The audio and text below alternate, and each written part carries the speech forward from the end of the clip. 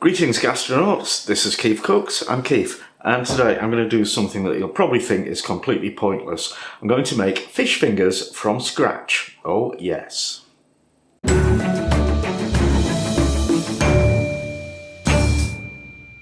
Couple of shout outs before we start. One to my new patron, Kaisa Silk, I hope I pronounced that right, it's a Swedish name. And one to Hazel B, who actually requested this back in June 2019. So it's only taken nearly 3 years to get there, Hazel, but we're doing it, yes! Fish fingers or fish sticks were made massively popular after the Second World War by a fellow called Clarence Birdseye, would you believe? Yes. And the idea was to make fish easy to consume, which it certainly did. You don't have to skin it, scale it, gut it, fillet it, anything like that. So they're massively convenient things, but they can contain some dodgy stuff, and this is why you might want to consider making your own, because you'll know exactly what's gone into it. If you enjoy this video, give it a like, share, subscribe, become a patron, etc.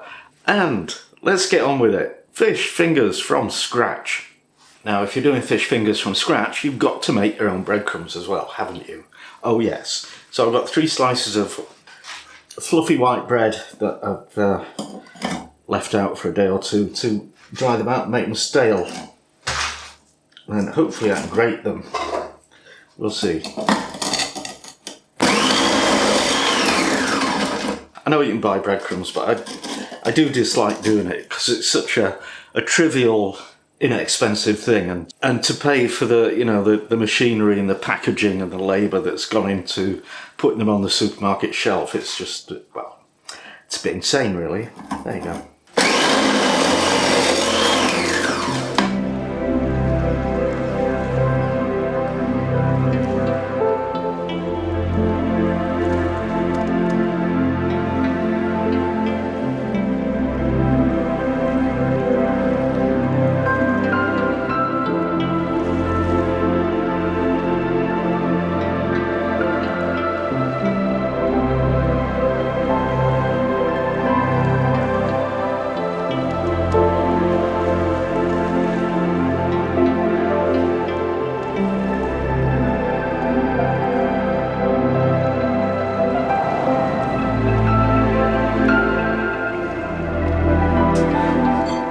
So I passed the grated crumbs through this spider, and there's some large chunks that won't go through, and it's not the end of the world. I'm not going to try and make those smaller. I've got plenty there. Breadcrumbs, grated parmesan, smoked paprika. This is to give it a bit of flavour and colour. Oh, possibly not that much. But you know, fish fingers are always pretty much bright orange. And some pepper and some salt.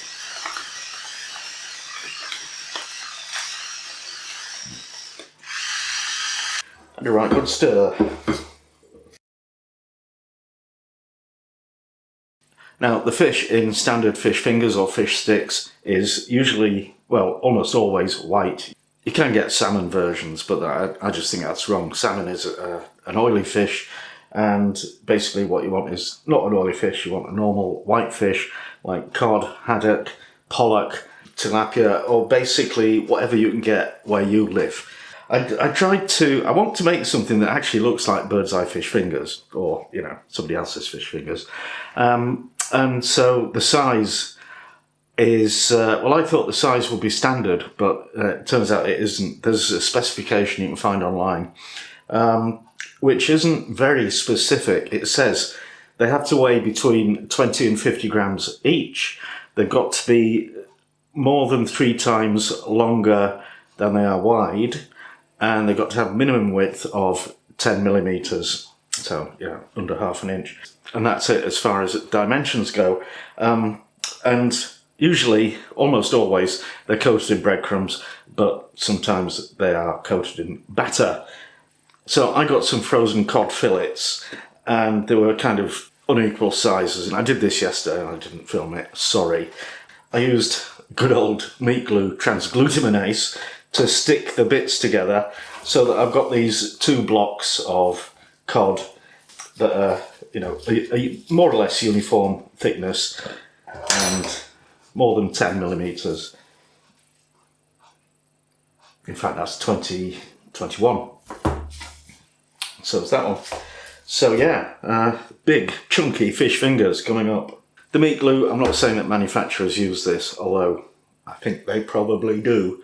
But I've seen programs about the making of fish fingers where fish fillets are compressed into a box of, you know, standard size and frozen.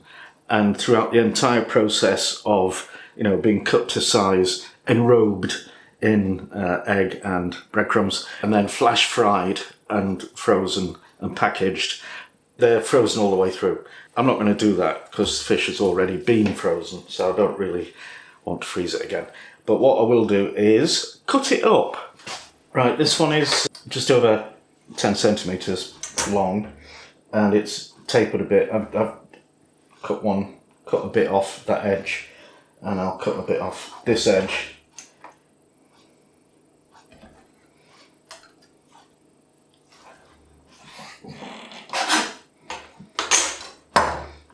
And then cut it in half. So that is 55.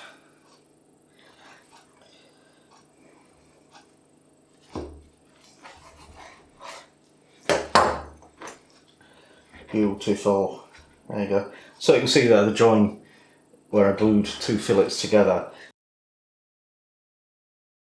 This meat glue, it doesn't taste of anything, it's perfectly harmless. It's just an enzyme that basically dissolves enzymes in the flesh of meat or fish and enables them to mix together and to stick together on us. It's good stuff.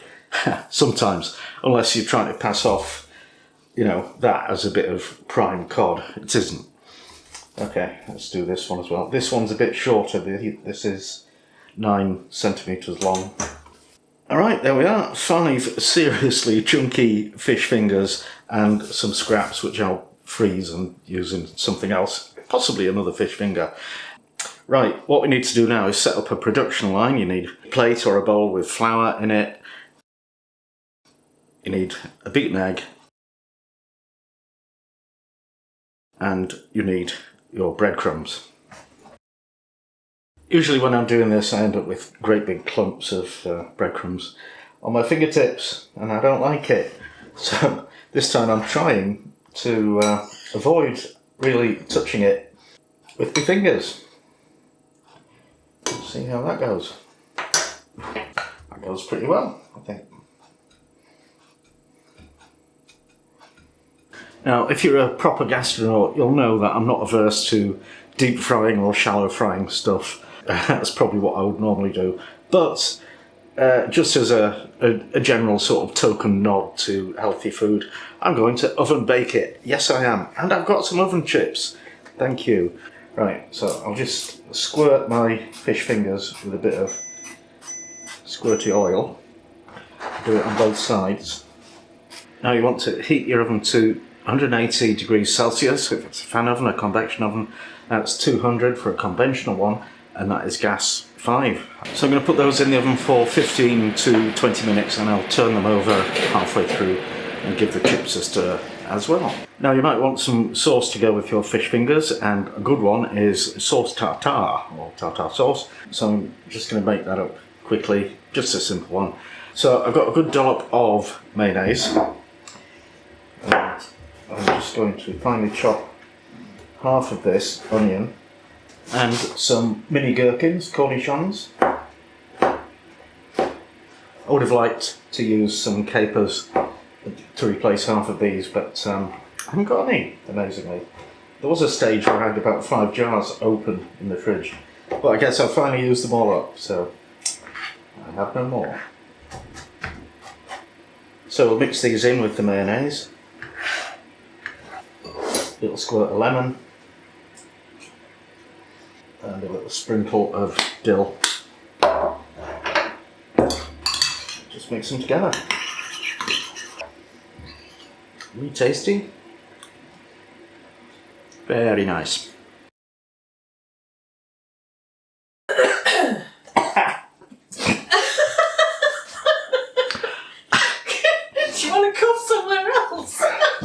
And now, it's taste test time with Mrs. KeefCooks. You alright? Yeah. I think I inhaled half a chip or something. Anyway, dinner. Do not try this at home. Oh, they're rather splendid, aren't they? Yeah. You don't like vinegar, do you? Just don't inhale. Made that for you. Oh, bless. Sort. Tartar sauce? Oh. Breathe. Right then. Larger than your average fish finger. I think they grew when they were cooked.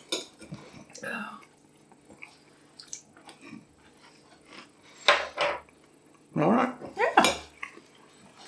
I must admit, I absolutely love battered fish on a Friday. Keith makes a fabulous batter, and I just think that combination of crunch and the moisture of the fish is marvellous. But this is nice. I like it's proper breadcrumbs, isn't it? It's not just sort of some coating. Proper homemade, made out of bread. Is it much faff to make the breadcrumbs? No. No. In that case, guys, try it at home, honestly. Oh, this is really nice. I can't usually get enthusiastic about fish fingers. I mean, the whole point with fish fingers is convenience. But, these are great. And very convenient for me.